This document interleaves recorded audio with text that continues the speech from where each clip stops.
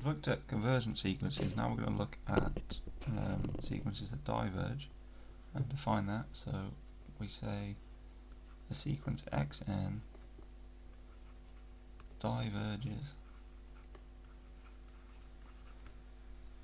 to infinity. We'll talk about positive infinity if for all real numbers m greater than 0 we can find an integer, so n in the integers, such that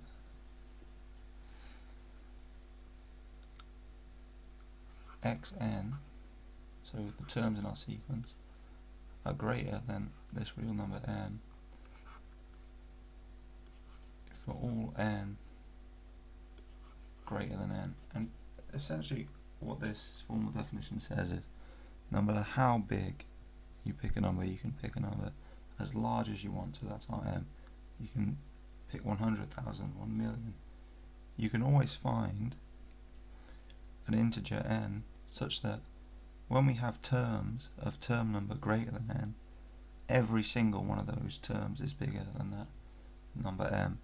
And that makes sense that we can then say it diverges to infinity, because you can pick any real number as high as you like and the sequence always gets larger and stays larger than that.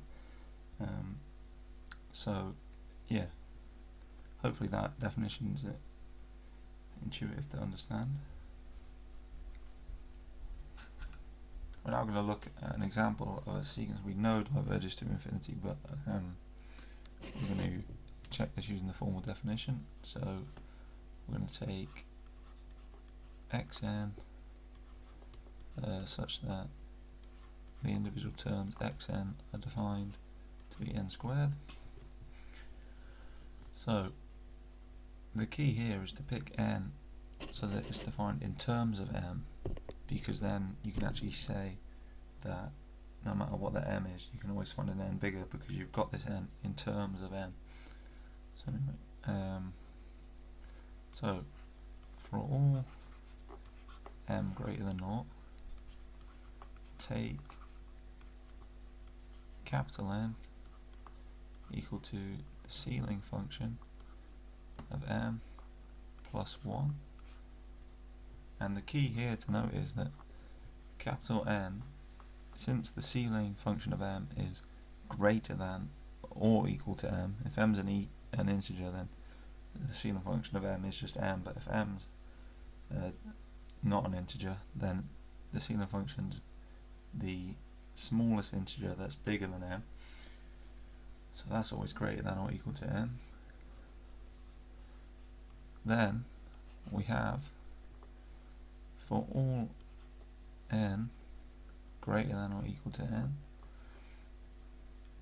this clearly implies n squared is greater than or equal to n squared, since we're only dealing with positive n here.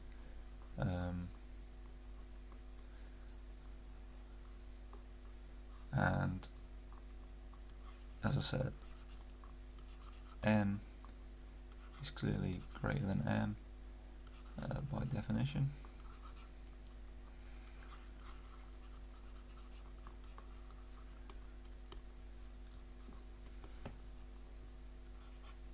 So the terms xn, again, when n is greater than n, are equal to n squared. Well, that's always true, but that's greater than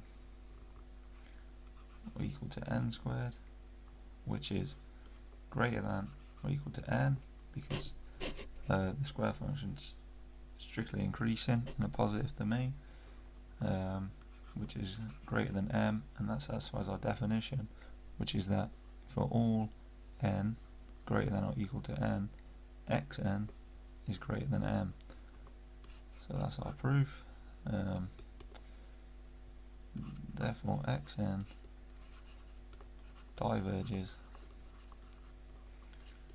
to infinity. And one last thing to note, if you want to show something diverges to negative infinity, well, you take the negative of that sequence and show the negative of the sequence goes to positive infinity, and then it follows that the sequence itself diverges to negative infinity. So if we have an,